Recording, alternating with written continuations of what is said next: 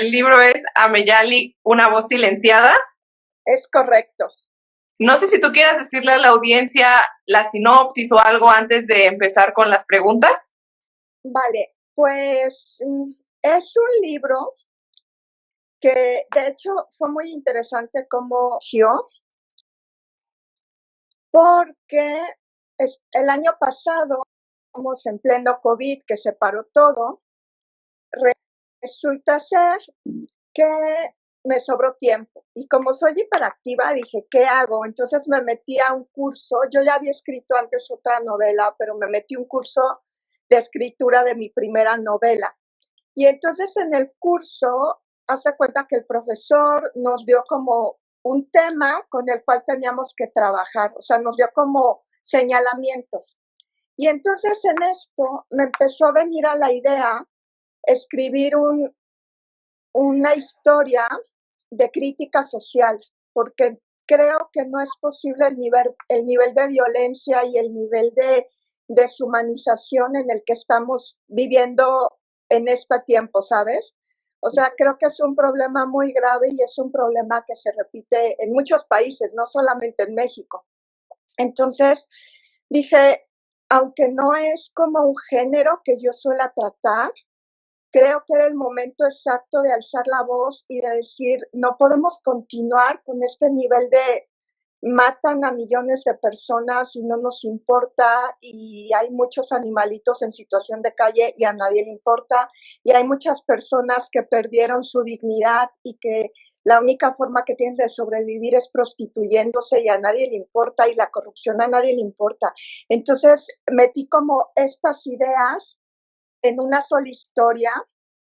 En realidad el libro habla de 3 historias que corren paralelas y en cierto momento de la trama se unifican, y es cuando ya empieza a tener sentido un personaje con el otro personaje.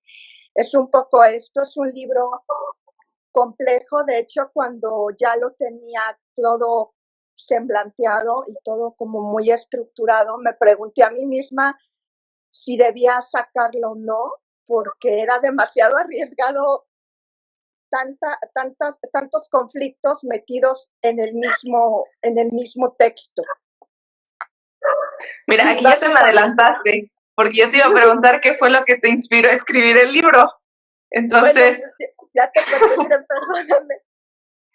Sí, ya te me adelantaste. Yo pensé que ibas a darles la sinopsis así tal cual, creo que la que manejas. Bueno, la sinopsis pues es una niña que se llama Ameyali, que es nuestra protagonista, que vive en una ciudad que podría ser cualquier ciudad de América Latina. No la quise etiquetar en ninguna ciudad por respeto a todos los países y a todas las ciudades de América Latina. Pero digamos que el trasfondo de la construcción del mundo me basé mucho en cualquier país de América Latina. Ese es como un poco el asunto.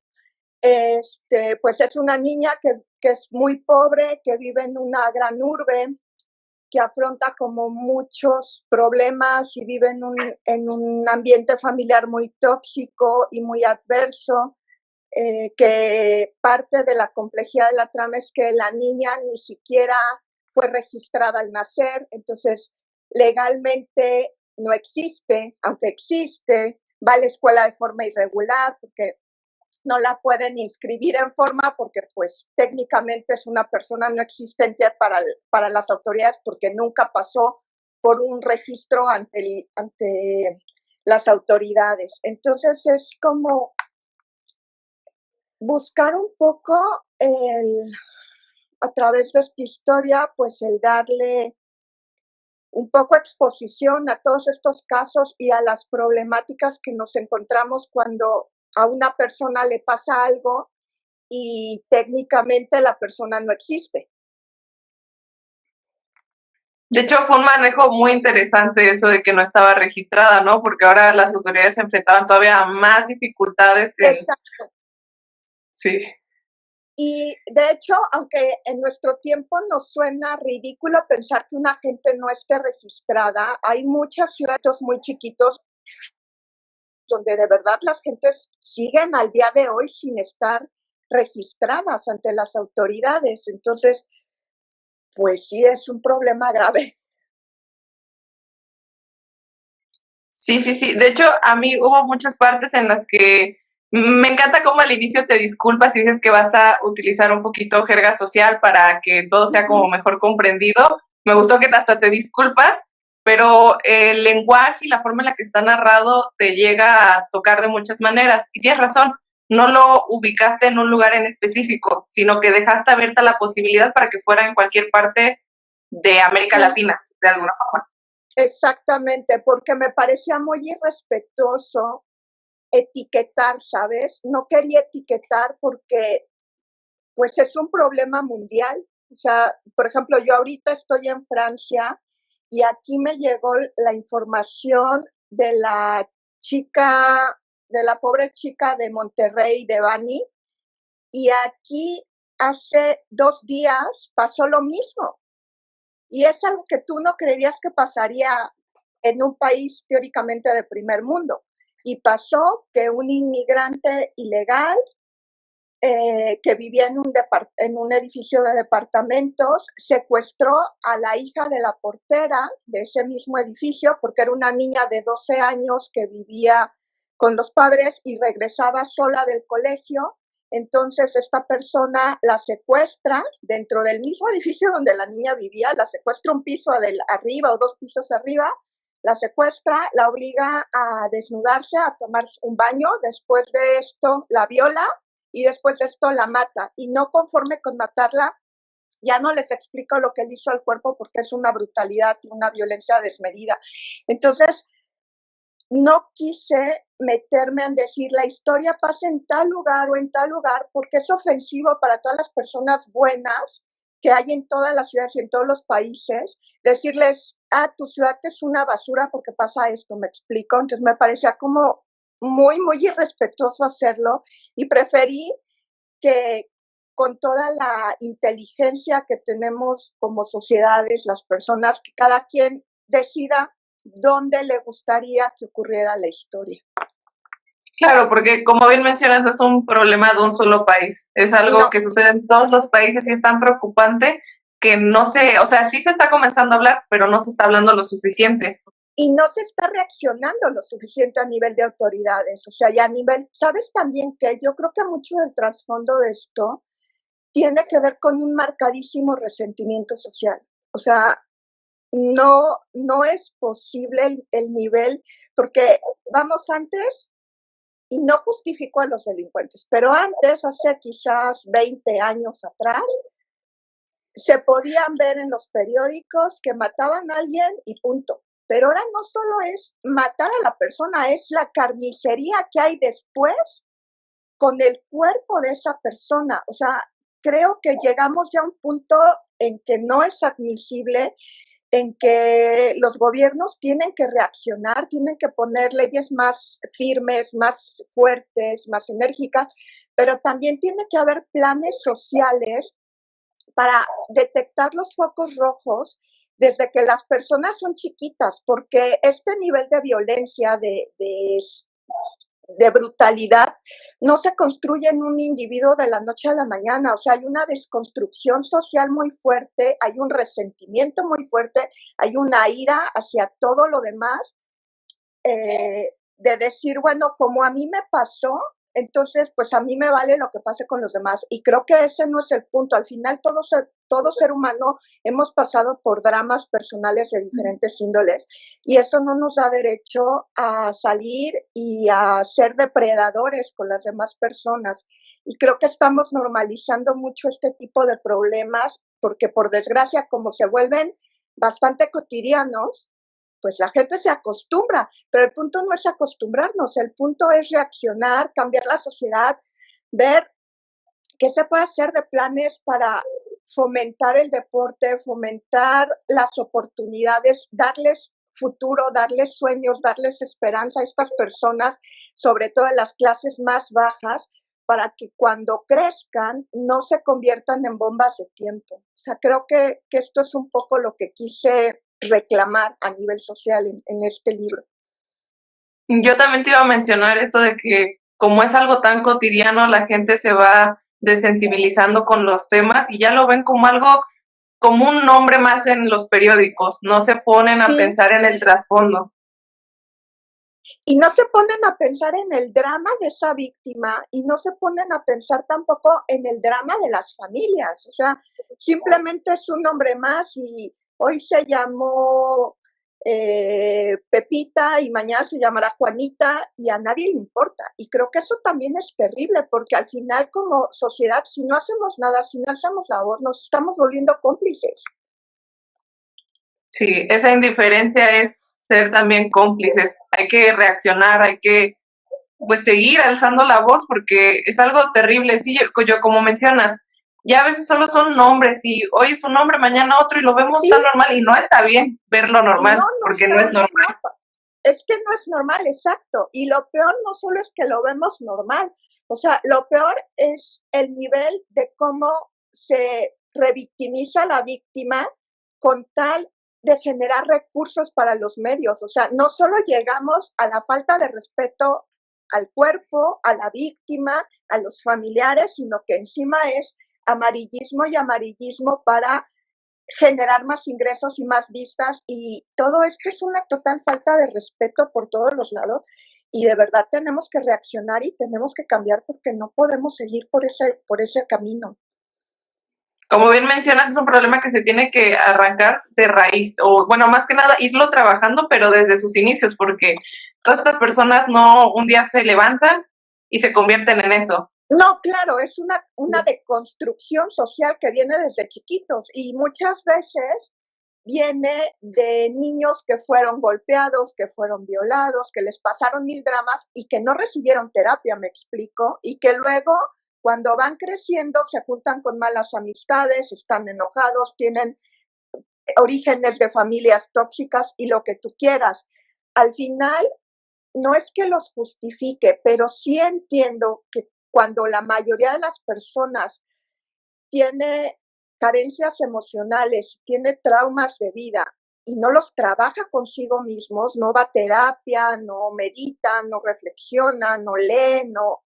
Es como que te vuelves una bomba de tiempo porque estás tan iracundo contra el mundo que cualquier cosa va a hacer que las personas detonen en X cosas. Y si a eso le sumas la falta de oportunidades que hay en el mundo a nivel de gobiernos, de estructuras, de proyectos para que la gente viva mejor y le cargas encima lo que son las crisis económicas que hacen que la gente tenga menos dinero, entonces, y la gente busca formas de tener más dinero y si esas formas les ayudan a sacar su ira, pues mucha gente lo malentiende, me explico. O sea, creo que la delincuencia no solo se trata de personas que quieren tener más dinero de una vía fácil, creo que también hay mucho trasfondo de carencias afectivas, de odios, de problemas familiares que no fueron atendidos en su momento. O sea, creo que es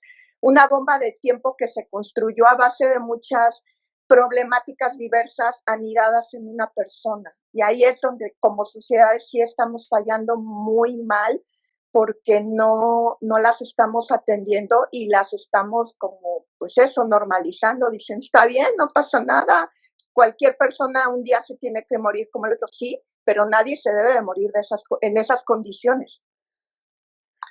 ¿Cierto? Sí, yo también he escuchado eso que dicen, pues sí, es lo que pasa, ya hay estadísticas, pues ya es un número más, pero pues Sí, está muy, muy mal. Aparte, creo que hasta en la actualidad todavía no se le termina de dar la debida importancia a la salud mental, que poco a poco sí. ya como que comienza a tomar peso, no lo suficiente, pero ya poco a poco empieza a tomar más peso. Sabes que yo creo que mencionas un punto muy importante porque creo que esto de la salud mental debería de estar monitoreado desde la escuela primaria. O sea, deberían de hacerles a todos los niños el gobierno test cada mes, a ver con psicólogos, a ver cómo está, si detectan algún niño que hace dibujos extraños o dice cosas raras, mandarlo a terapia con psiquiatra, psicólogo, estando obviamente el tutor legal o los padres allí para que no digan que al niño le hicieron, no le hicieron, pero creo que sí necesitamos como atender el problema de raíz, no quedándonos con que, ay, bueno, pues una más, ya, ¿qué más da? Sí, claro, así como hacen luego en las primarias, ¿no? Que van a checarles, de hacerles exámenes de la vista. Así de Exacto, es importante lo también quieren ir mismo, a sí, hacer esos literal, exámenes. sí, porque si no empezamos por atender el problema desde los niños, esos niños van a crecer y esos niños son el futuro de los países.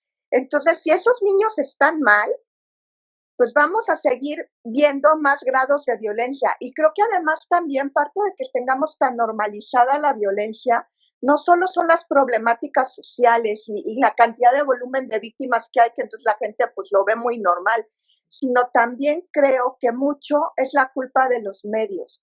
Porque si tú prendes la televisión, el 90%, sean noticieros, sean programas de reality, sean películas, fomentan la violencia. O sea, es terrible porque te juro que canales constructivos hay muy poquitos.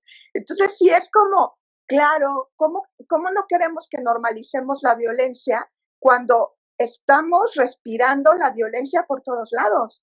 En las calles, en los medios, en los periódicos, en los noticieros, o sea, es como casi como si quisieran que normalizáramos más los hechos para volvernos cómplices de todas las fallas que existen a nivel social en todo el mundo y a nivel político y gubernamental.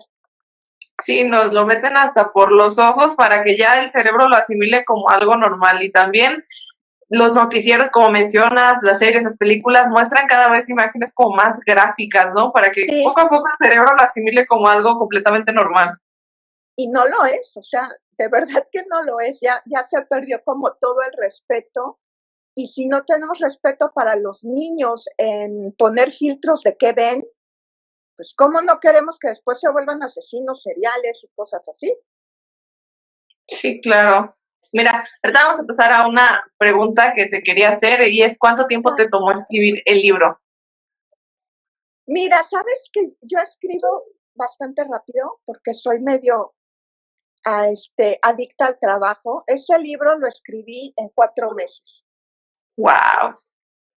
Sí, me tardé cuatro meses. Después ya la corrección de estilo, la editorial y yo le hicimos con muchísimo mimo y ahí sí nos tardamos más de un año haciendo corrección de estilo, porque ya sabes que la corrección de estilo, como es un trabajo visual, no lo hace una máquina, lo hace una persona, entonces llega un momento en que los ojos dejan de leer los errores, o sea, la gente no lo sabe, pero cuando llevas meses y meses trabajando en una corrección de estilo, llega un momento en que ya no ves que falta una coma, que un punto faltó, cosas así. Entonces ahí sí fue cuando ya nos metimos en un trabajo muy largo.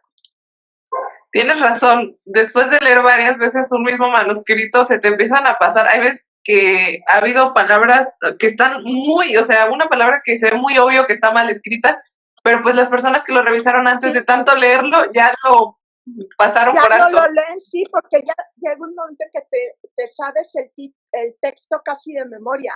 Entonces, hay cosas que se te van y siempre se te van y se le van al autor y se le van al corrector de estilo. Y eso es algo que los lectores luego no entienden y los críticos literarios luego despedazan a los autores y a las editoriales por esto. Pero es que de verdad es trabajo humano. O sea, el ojo no tiene la capacidad de leer palabra por palabra 1000 veces y detectar el 100% de las erratas. O sea, por eso es que en las editoriales los libros suelen pasar por varias revisiones con varias personas y el autor deja pasar, hace una revisión, deja pasar días, vuelve a retomar el texto, vuelve a corregir, porque no es fácil. O sea, parece muy fácil, pero no es tan fácil el asunto. Entonces tomó más tiempo ahorita esta etapa de la corrección que la mera escritura. Sí, porque tanto la editorial cuidó mucho el libro y te digo, yo soy muy adicta al trabajo y soy muy perfeccionista en el trabajo, entonces me meto de lleno, o sea, creo que los errores que cometí en mi primera novela ya no los cometí en Ameyali, porque creo que ya me metí mucho más a revisa, vuelve a revisar, vuelve a revisar, vuelve a revisar, vuelve a revisar. Incluso hicimos una corrección, bueno, antes de que entregara el manuscrito, yo hice una corrección de estilo propia. Luego hicimos la corrección de estilo normal del editorial. Y luego de eso les dije, no saben qué, vamos a meterle otra corrección de estilo. Entonces le metimos, o sea, es un libro que va con 3 correcciones de estilo. La primera mía, que es la que menos cuenta, y luego 2 ya hechas por ustedes. Entonces sí fuimos como muy, muy cuidadosos en ese sentido. Claro, puede ser que se nos haya ido alguna coma, algún punto, X o Z, pero a grosso modo quedé bastante contenta con cómo hicieron la corrección de estilo, porque sí nos metimos mucho en ese punto. Entonces ya el resultado final, tú estás completamente contenta con lo que ya le estás entregando a las personas. Mira, no les he entregado nada a las personas porque el libro es caliente, acaba de salir, salió el fin de semana pasado a la venta, entonces todavía ni siquiera yo tengo todavía mi ejemplar del libro, pero no te puedo decir que estoy 100% contenta porque te digo que soy muy perfeccionista a nivel trabajo. Y siempre cuando termino un libro y ya lo terminé, digo, ay, podríamos haber hecho esto y esto y esto. Pero sí estoy satisfecha. Digamos que el trabajo global, estoy bastante satisfecha con cómo nos quedó el libro. Yo una vez había visto que los autores nunca terminan de corregir su libro, por eso tiene que haber un momento en el que se detengan, porque siempre van a querer Sí, hacerle algo mejor. sí, la verdad es que sí, o sea, suele pasar. De hecho, yo he tenido libros que cuando los he corregido y los he checado y está en proceso editorial, he dicho sí. Y hace cuenta que 6 meses después tomo el libro y lo empiezo a ver y digo, ay, creo que me hubiera ido ahora por una diagramación diferente y creo que hubiera cambiado el tipo de letra y quizás aquí la letra hubiera metido una letra más grande en puntos. Entonces sí, pero aparte de esto también es un poco de formación profesional porque antes de ser autora de libros soy diseñadora. Entonces para mí todo lo que es visual es como muy, muy importante y sí me meto mucho, pero bueno, digamos que el resultado creo que no es malo. Al final, esa es mi opinión desde el corazón, como parte involucrada del proyecto y bueno, ya serán los lectores los que tengan la última palabra y digan si les gusta la historia o no les gusta la historia. En eso tienes completamente toda la razón. Mira, ahorita te voy a leer una pregunta que nos pone Lulu Amaro. Dice, Ay, hola, saludos, Cari. saludos. Dice, hola, Hola, Cari, Lulu. ¿qué edad tiene Ameyali? Ameyali es una niña que como no está registrada, ni siquiera sabemos a ciencia cierta qué edad tiene. Se supone que debe estar entre 5 y 7 años, pero como no hay un registro, pues, y la madre la tiene bastante descuidada, ni siquiera se sabe bien cuál es su edad real. O sea, como es una niña medio altita en su grupo de clase, pues no se sabe si es que es alta de verdad, si es que es más grandecita de la media, o sea, va a la escuela porque vive en un barrio muy humilde y una maestra de una escuela cercana se entera de su caso y entonces va a hablar con la mamá y le dice, un poco amenazándola, que deja que la niña asista a clases aunque no esté registrada en la escuela como alumna, que vaya como oyente o algo así, o si no la va a denunciar ante las autoridades. Entonces, pues la madre ahí a regañaditas dice, bueno, pues que vaya a la escuela, pero ni siquiera sabemos exactamente cuál es su edad precisa por esto de que no hay una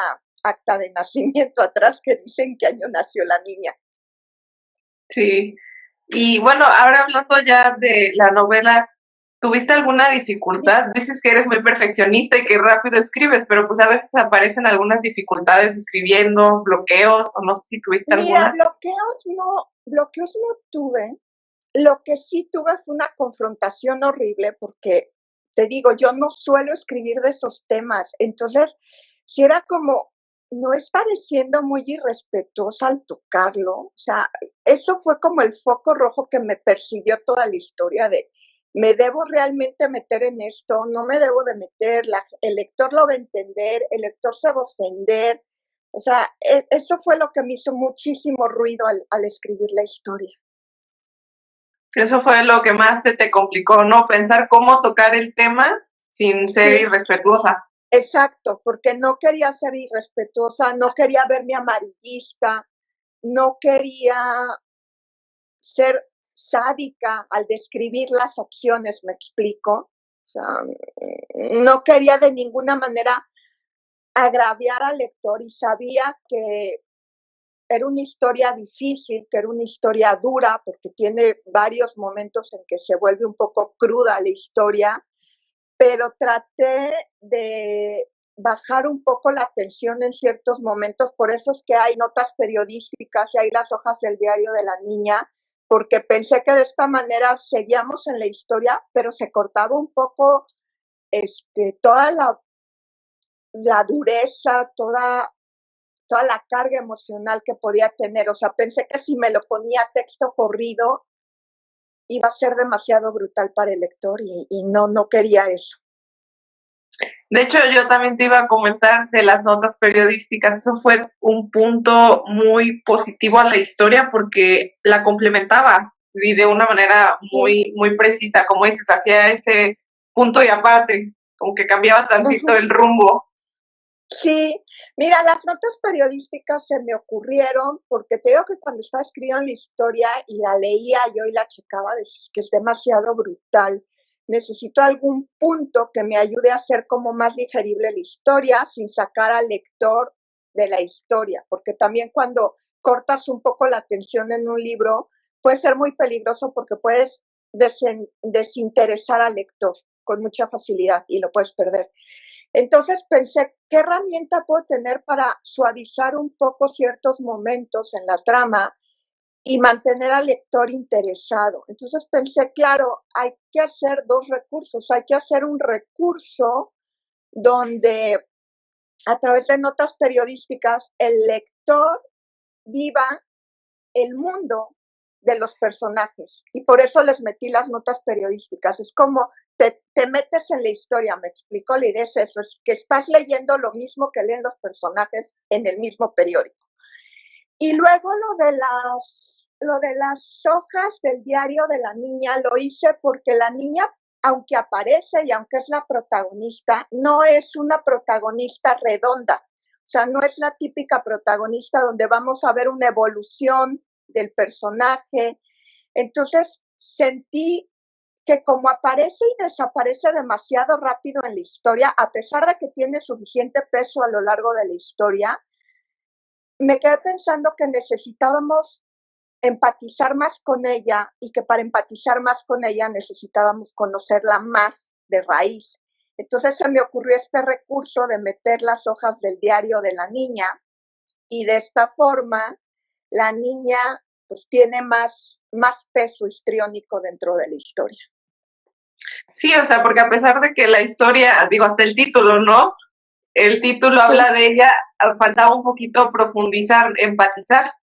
Entonces Exacto. fue un recurso muy bueno esas hojas que agregaste como de su diario. Uh-huh. Sí, porque de alguna manera la hacen más humana y entiendes más el trasfondo del drama en el que vive la pobre niña. Sí, mira, yo siempre hago una pregunta que es, ¿cuál es el personaje con el que más te identificas? Pero en esta ocasión, pues la verdad es que como tal la quería cambiar, porque como dices, es una historia muy cruda, pasan cosas feas, cosas malas. Entonces, aunque tú hayas creado todos los personajes, quería preguntarte si hay algún personaje con el que menos simpatices, o sea, como que no te agrade mucho. La madre de la niña la detesté. me pareció terrible. El padrastro de la niña también lo detesté, aunque creo que reflejan muy bien lo que pasa en ese trasfondo que puede llegar a esas situaciones. Y creo que el personaje que más adoré, o sea, aparte de la niña, creo que indiscutiblemente es el perrito. O sea, creo que la niña y el perrito son mis personajes favoritos. Y el perrito tiene un juego bastante interesante dentro de la historia. No les voy a contar más porque si no les echo a perder la lectura. Pero creo que sí, que la mamá y el padrastro de la niña son quizás los más detestables, aunque también el policía no es el mejor ejemplo de una persona que yo quisiera cerca de mí, pero te digo, yo creo que sí, los más detestados son la mamá y el padrastro de Ameyali. Sí, por eso te decía, hay que reformular esta pregunta porque pues no en todos los casos aplica. Aquí No, son aquí personajes no que la aplica. verdad no te llegan a agradar, que de hecho te llegan a producir muchas sensaciones negativas. Y de hecho, Sí, no todos los autores tienen esa capacidad, ¿no? De crear personajes que cumplan con su función, que es que te desagraden, que pues les tengas sentimientos negativos, odio, no sé. sí. Mira, lo que pasa es que, bueno, yo empecé escribiendo, hay gente que lo sabe y hay gente que no lo sabe. Yo empecé escribiendo temas de autoayuda y empecé escribiendo metafísica y espiritualidad y todo esto. Entonces, para mí es súper importante que cualquier libro que yo escriba tenga un mensaje, tenga algo de trasfondo que ayude a las personas a hacer, digamos, confrontación consigo mismas.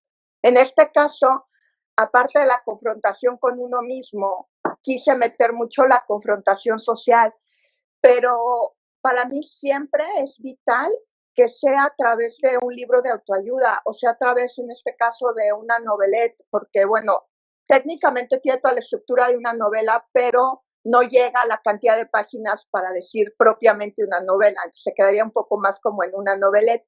Pero en este caso, lo que quise es que ese bagaje emocional, ese abanico de espectro de las emociones humanas que podemos dirigir, se vieran palmadas a través de lo peor del ser humano y lo mejor del ser humano. O sea, traté de hacer como estos dos allí. Quizás no queda tan claro quiénes son lo mejor del ser humano, más allá de Ameyali, pero lo mejor del ser humano también tenemos al otro señor que aparece allí, que le pasan mil peripecias, aunque él no tiene la culpa de nada. También es muy buen personaje, es un buen hombre. Y también tenemos a la maestra de escuela, que aunque no aparece realmente como importante en la historia, sí juega un papel de ser empática con la niña y tratar de ayudar a la niña en la medida de sus pocas posibilidades por ayudarla, porque realmente pues la niña tenía muchos problemas de muchas índoles. Entonces, bueno, eso serían como lo mejor de la historia y lo peor de la historia, te digo, yo creo que es la mamá y el padrastro de la niña. Concuerdo. Yo también, o sea, después de que me lo dijeras, yo te voy a decir, el papá del padrastro y la mamá son unos personajes que sí te llegan a chocar, o sea, muchas emociones negativas. Sí, Y bueno, yo no sé si tú tuviste alguna referencia extra para hacer la historia de algún autor o pues de alguna otra historia, de alguna situación. mira, no tuve una referencia extra como de autor o como de un personaje de una novela. Realmente mi referencia fue que cuando estaba viendo cómo trazar la historia y lo estaba trazando, te digo, era plena pandemia, la gente estaba como muy enojada, muy deprimida, las noticias eran peor que nunca. Entonces, cada vez que prendía la computadora, me salían, aunque yo detesto ver los noticiarios por el nivel, te digo, de violencia extrema que hay. Creo que no necesitamos llenar nuestra mente de violencia extrema, pero bueno. Cada vez que yo abría la computadora, me salían en la página principal de los buscadores las peores notas. Entonces, quisiera que yo no quisiera, me empapaba de todas estas cosas horrendas y de allí fue que decidí pues trazarlo un poco de las cosas que yo sabía que pasaban como problemas sociales, ¿sabes? Ahí, esa fue mi referencia, realmente la realidad de la vida, de lo que vivimos en las sociedades. Y de hecho, cuando comenzó la pandemia también aumentaron los índices de violencia, especialmente de violencia Sí, intrafamiliar, ¿no? sí, porque imagínate una gente que estaba acostumbrada a salir a la calle, a hacer su vida, ir al gimnasio, descargar el aire en el gimnasio o irse al cine o lo que fuera, de repente 4 o 5 miembros de una familia, todos estaban juntos 24 horas del día. Y eso, si tú no eres una gente muy calmada, muy que te vas a introspección contigo misma, puede causar muchos problemas. De hecho, yo vi que las tasas de divorcio se triplicaron durante la pandemia. Y claro, pues lógico, dos personas metidas en el mismo espacio 24 horas, no es lo mismo tener una pareja y que se vean las 24 horas del día, a tener una pareja que ves en la mañana y en la noche y quizás algún día en el mediodía para comer juntos, ¿me explico? Cada uno hace su vida, tiene sus órdenes de prioridades, sus amigos, su entorno, y de repente mete a toda la gente, no toda la gente reacciona bien. Yo conozco casos de gente que después de estar sola durante la pandemia terminó metida en un hospital psiquiátrico porque no pudo con la presión de estar solo con el mundo y todo virtual, ¿me explico? O sea, no todas las personas la libraron tan bien a nivel psicológico de la pandemia. Si eso le metes a la carga social de las pobres personas que perdieron familiares o parejas o hijos en la pandemia, pues no te quiero imaginar el grado de violencia al que llegamos a través de todas estas situaciones. Sí, la pandemia para bien o para mal trajo cosas buenas, pero también dejó muchas secuelas en las personas. A Entonces sí nivel fue, psicológico, sí, yo lo noto, en mucha gente yo lo noto. sí. De hecho, mira, yo aquí había notado un fragmento que me gustó mucho porque para esto te comentaba que a mí sí se me hizo cruda la lectura. Había momentos en los que sí te quedabas aquí con el nudito, pero más que nada porque sabes que son situaciones reales, no es Sí, ficción. exacto. No, es que eso es lo terrible y eso es por lo que quise hablar, o sea, alzar la voz, porque la historia es ficticia, es totalmente ficticia, los personajes no existen, el nombre del periódico no existe, el nombre del periodista me lo inventé, todos los personajes me los inventé, pero la problemática es tangible y eso no lo podemos negar, por eso es que se hace más cruda la lectura. Sí, sí, sí, precisamente les quería compartir este fragmento que es de las primeras páginas, no hay ningún spoiler aquí, pero me gustó mucho y como que también se me hizo en parte como una muestra de la esencia de la historia, o sea, de lo crudo que es, cómo pues no te tiene que decir mucho para que te haga sentir. A ver, te lo voy a leer. No te lo Sí, comparto a ti porque es tu libro, tú te lo sabes. no, sí. Es un como pensamiento, me parece, de Ameyali. María me dijo en la escuela que, aunque sea pobre, si lo deseo con fuerza, al despertar un día después de Navidad, tendré mi muñeca. Siempre la pido, pero creo que yo no soy una buena niña y por eso incluso el papá Dios me castiga. Esa parte me gustó mucho, es muy, pues triste. Pues sí es triste, pero ¿cuántos niños viven una infancia que no es infancia, que es un infierno? O sea, y eso también quería que quedara como muy plasmado en la historia, porque yo conozco gente que te dicen, ay, mi infancia fue preciosa y maravillosa y fue la etapa más bonita de mi vida, pero ese es el 1% de la gente que yo conozco.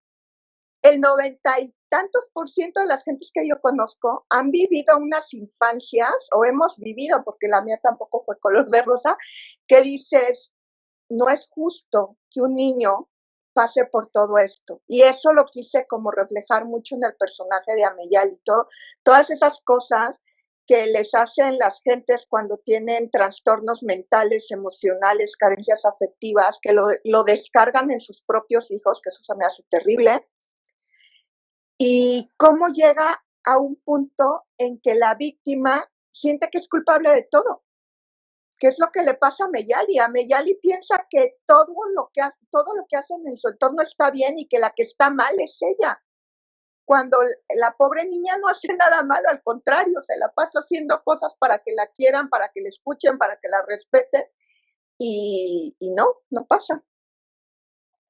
Sí, como dices, este libro toca muchas problemáticas. Eso es una alzada de voz muy importante que hiciste en tu obra. Y pues yo creo que los lectores lo van a apreciar, que se empiecen a hablar más de estos temas, que se haga más conciencia. Y ya se me están acabando mis preguntas, pero también quisiera que tú les compartas en dónde pueden encontrar tu libro. El libro lo encuentran en Amazon o directamente con Ofelia Casa Editorial. Y por aquí me estaban haciendo algunas preguntas, espérame. Nada más que, como no puedo ver, espera, a ver, aquí está. Lulu quiere leer y conocer más a Meyali y me felicita. Gracias, Lulu. Entonces, pues lo puedes comprar directamente con la editorial o en Amazon México o en Amazon General, ahí lo encuentras. Y luego, Mía, ¿qué dice? Ay, Mía, es que está participando, hola Mía, y luego Sofía también está participando, hola Sofía. Entonces, en Amazon lo pueden encontrar o escribiendo directamente aquí a la editorial. Exacto. De momento son las dos vías para conseguir el libro. Ok. Bueno, pero al estar en Amazon, cualquier persona en cualquier parte del mundo lo puede conseguir. Entonces, por ese lado no hay problema. Yo lo chequé y está disponible en Amazon España, Amazon Francia, Amazon Italia, Amazon México y fue todo lo que chequé, la verdad. O sea, seguramente está más en otros países de Amazon. Y está en versión audiolibro, en versión libro electrónico, perdón, y en libro físico. Pero esperemos que en un futuro también esté en audiolibro. Un formato más para que más gente. Es que no sé si el tema para audiolibro sea demasiado crudo. Ok, sí, es cierto. O sea, sí, no sé si audiolibro sea, para ese libro en específico sea la mejor, la mejor opción, porque en audiolibro como tienes los sonidos de fondo, las voces, el matiz de la voz, no sé si sea buena idea sacarlo en audiolibro. Ahí sí, no sé tú qué opines, pero yo me pregunto si ese libro sería el libro idóneo para audiolibro. Bueno, ahora que me lo mencionas bien, pues sí digo, ok, sería mucho más crudo estarlo escuchando. Exacto. Porque leerlo cada uno le pone el tono que quiere, pero ya estarlo escuchando las narraciones así tal cual, pues yo creo que sí sería difícil, pero pues igual no se descarta la opción para más adelante.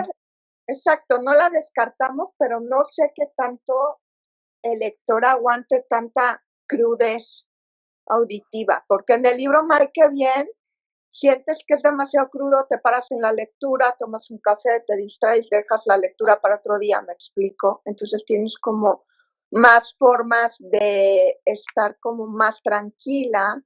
Ay, hola Gabriela, gracias.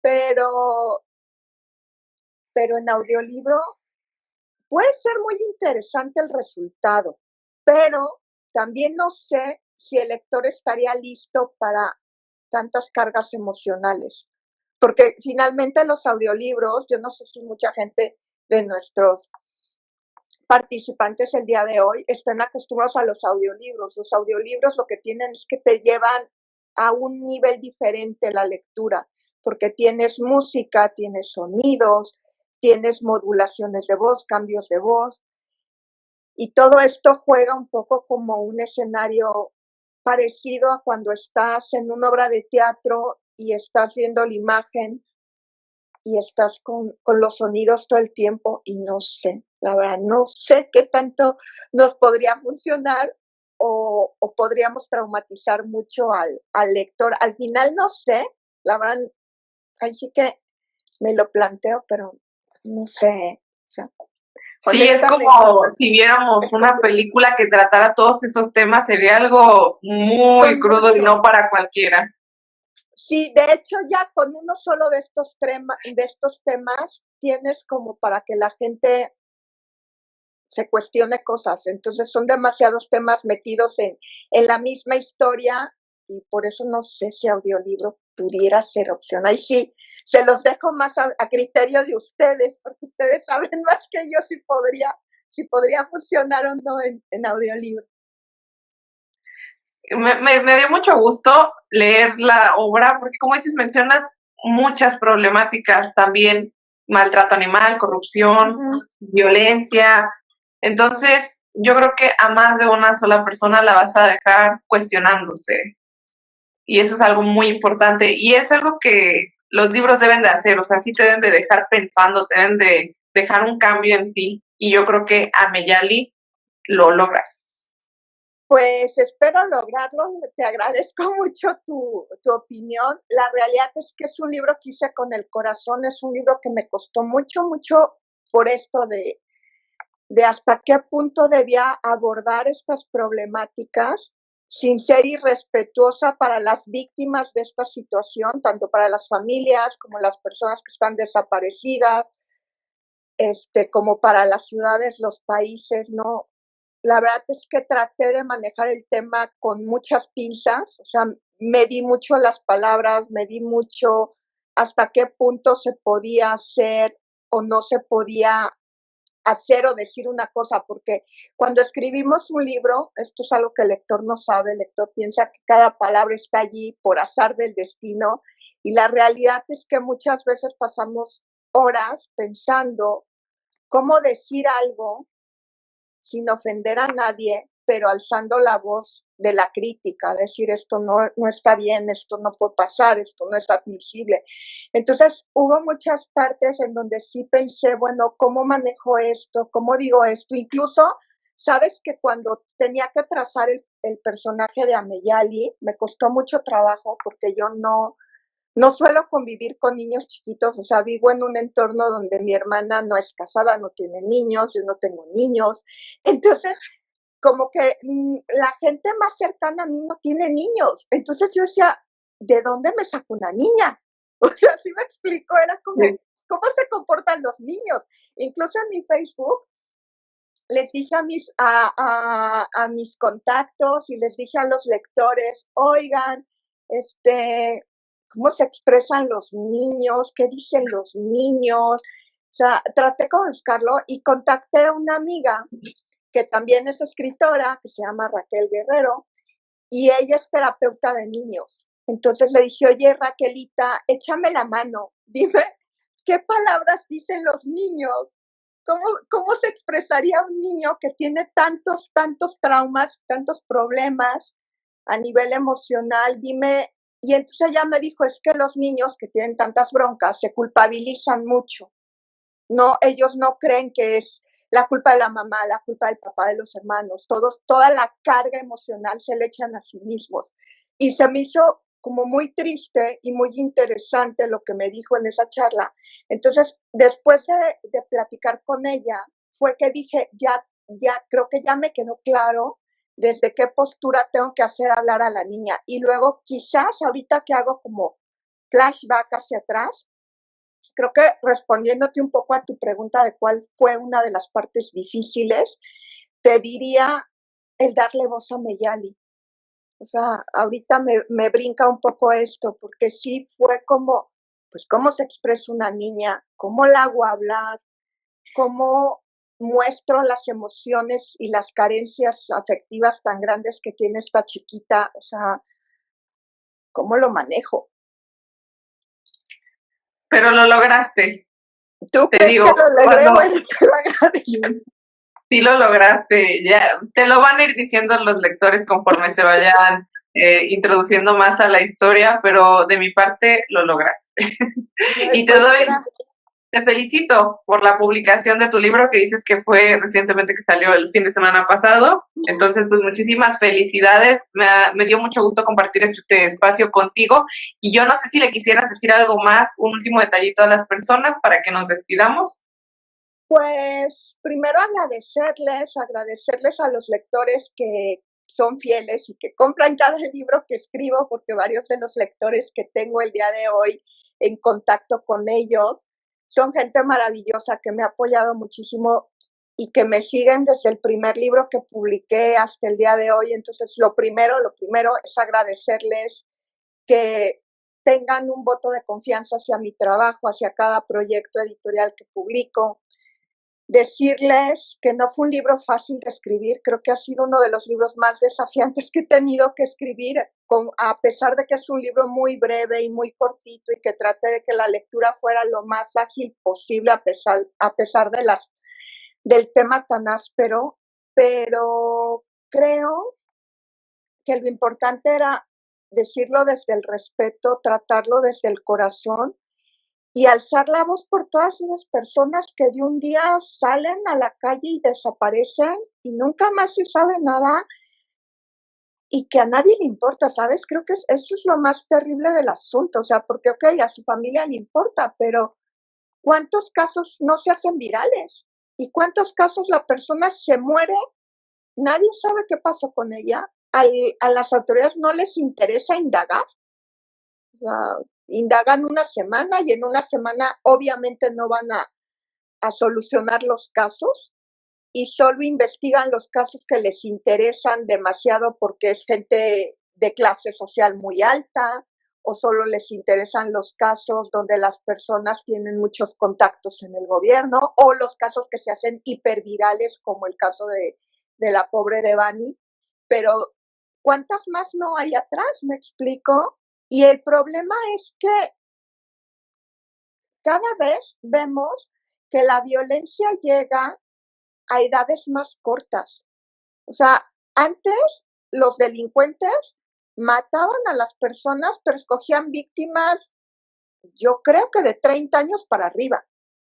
Y ahora ya vemos que muchos de estos feminicidios que pasan son a niños y a niñas. O sea, y es terrible. O sea, porque ya ni siquiera respetamos la infancia de alguien. O sea, no, creo que no es admisible en ningún caso matar a una persona. O sea, creo que ni matar a un animal. Para mí no es admisible ni matar a una persona, ni matar a un animal, ni siquiera matar a un árbol. Yo me enojo mucho cuando talan los árboles.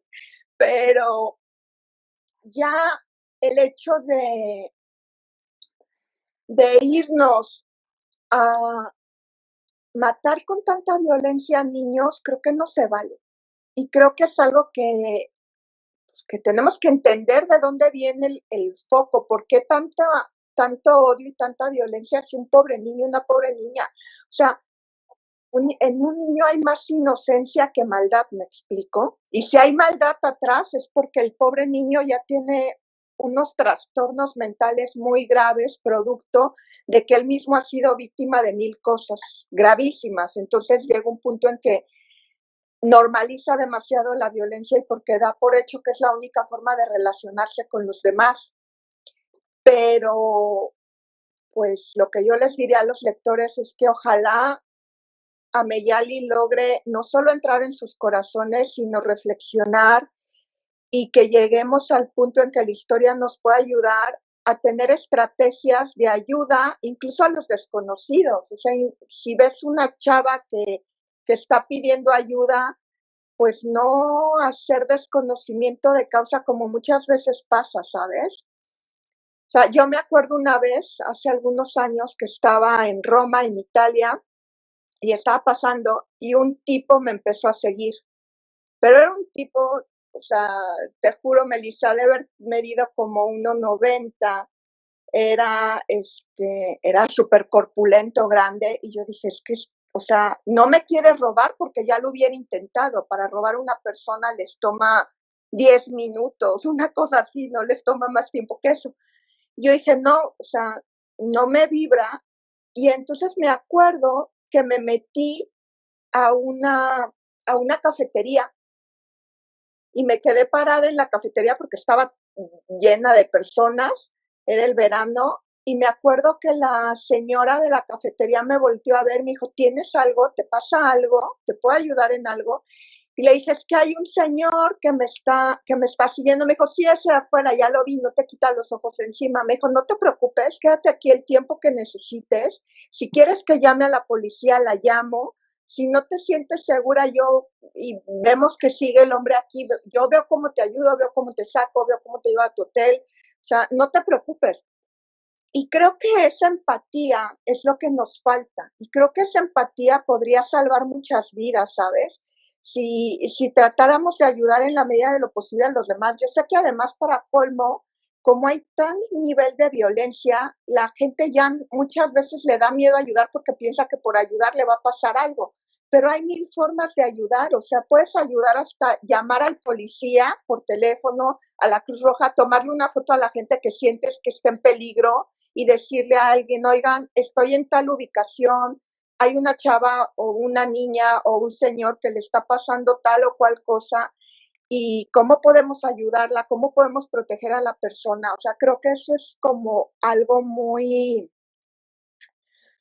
muy inquietante que no estamos haciendo y que deberíamos de hacer más. O sea, sí, hay algunas personas que empiezan como a despertar, tratar de ayudar a la gente, pero creo que todavía no es suficiente. Y por aquí María Rosas nos hace una pregunta. A ver, espera.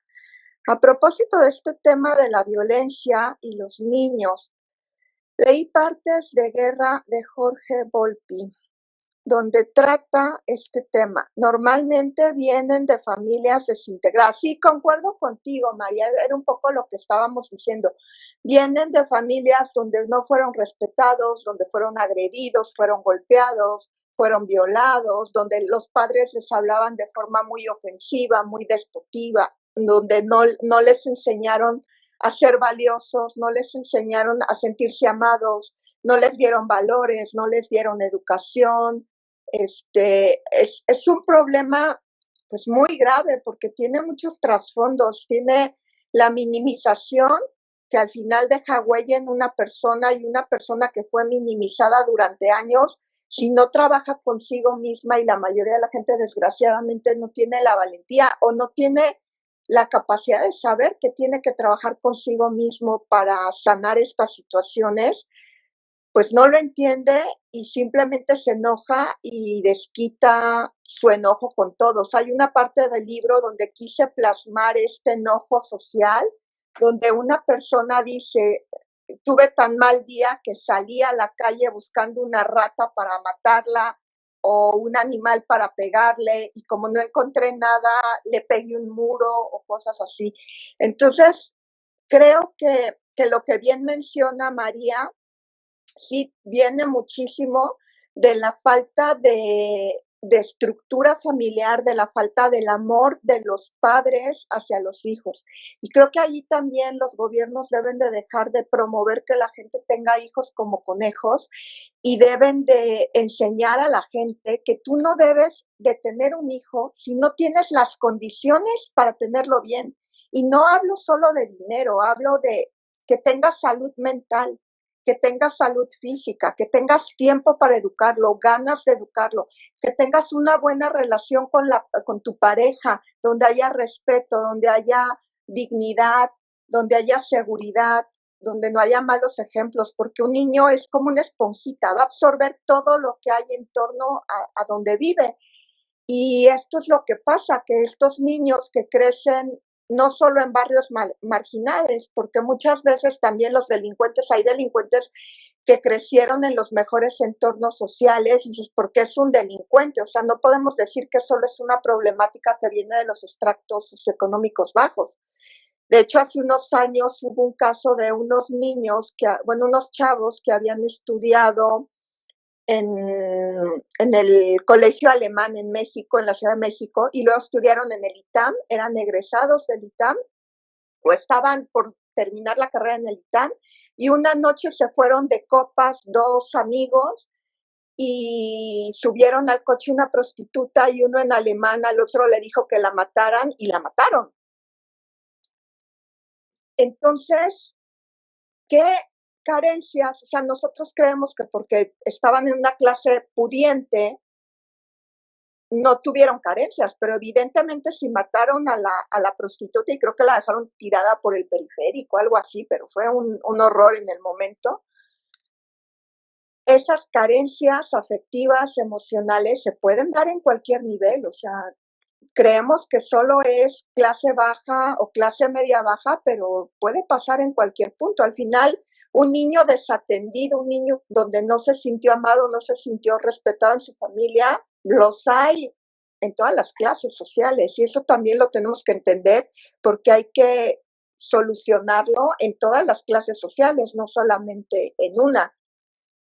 Y luego, a ver, espérame, Charlie dice: el arte, la cultura salvan vidas. Concuerdo contigo, la realidad es que si yo estuviera en un cargo político de gobierno, lo que yo haría serían planes precisamente para fomentar el arte, para fomentar que los niños aprendan a leer, se interesen por lecturas acordes a su edad, desde que son chiquitos, que tengan talleres de teatro, porque el teatro también es súper sanador porque te ayuda a sacar emociones y las sacas de una forma sana. O sea, es más sano que tú explotes en una clase de teatro y digas, te odio al personaje porque estás hablando de personaje a personaje, que vayas y se lo digas a una persona y luego le quieras hacer algo. Entonces, concuerdo con Charlie, su comentario es muy brillante y puntual porque sí, el arte, la cultura salvan vidas y no solo es vidas a nivel físico, también es calidad de vida. No sé si tengamos alguna pregunta por ahí rezagada. Déjame checar para que nadie se quede fuera. Sí, porque si no, no van a decir, ay, qué mala onda son. Es que luego llegan las notificaciones de las personas que se unen, entonces eso es lo que luego cuatrapea, ¿no? Pero no, ya chequé y sí, esas han sido todas las preguntas. Muchas gracias por la conclusión que nos diste. Ah, bueno, a ver, nos puso Charlie, exacto, son mejores seres humanos. Sí, literal, pero pues es eso, es trabajo no solo personal, creo que también ahí es trabajo de las familias, trabajo de las escuelas, trabajo de los padres y trabajo de los gobiernos. Ay, gracias a ustedes, Patricia. Muchísimas gracias por esta plática que tuvimos, por esta entrevista, por los puntos que nos compartiste. Yo creo que aquí muchas personas se van a interesar por leer el libro y también por seguirte. Entonces, pues muchísimas gracias por tu tiempo, por la entrevista, por responder muy bien a todas las preguntas. Pues gracias a ti, Melissa. Fue un gustazo platicar contigo. Fue un gusto estar con todas las personas que se unieron a nosotros en esta entrevista, que están tan interesadas en todos estos problemas. Y bueno, yo espero, quizás como una utopía, espero que algún día deje de ser una utopía, espero que algún día todos podamos llegar a vivir en un mundo, ya no digo un país ni una ciudad, digo en un mundo donde no exista la violencia, no exista ni maltrato animal, ni maltrato hacia los niños, ni existan feminicidios, ni exista prostitución, ni exista resentimiento social. Creo que ese es el compromiso de todos nosotros y ojalá todos pongamos nuestro granito de arena de una forma u otra para que dejen de ocurrir tantos dramas y empecemos a ser más empáticos con las víctimas, con las familias de las víctimas. No nos cuesta nada enviar un pensamiento de luz, de bendiciones para la gente que está desaparecida cada día, para que aparezcan, para que sus familias estén bien, para que ellos estén bien y para que desgraciadamente los que murieron en estas situaciones pues encuentren paz, encuentren luz y encuentren amor donde quiera que se encuentran en cualquier confín del universo. Entonces, bueno, les mando besitos, mil gracias por participar y ojalá, Melissa, después me la puedas compartir para que la pueda circular en redes sociales. Inmediatamente de que la cortemos, se sube y ya la podemos empezar a compartir. Va, perfecto. Pues gracias. Muchísimas gracias. Bye. No sé gracias, si tienes por ahí el libro. Para que no lo tengo yo tampoco, también lo leí en digital.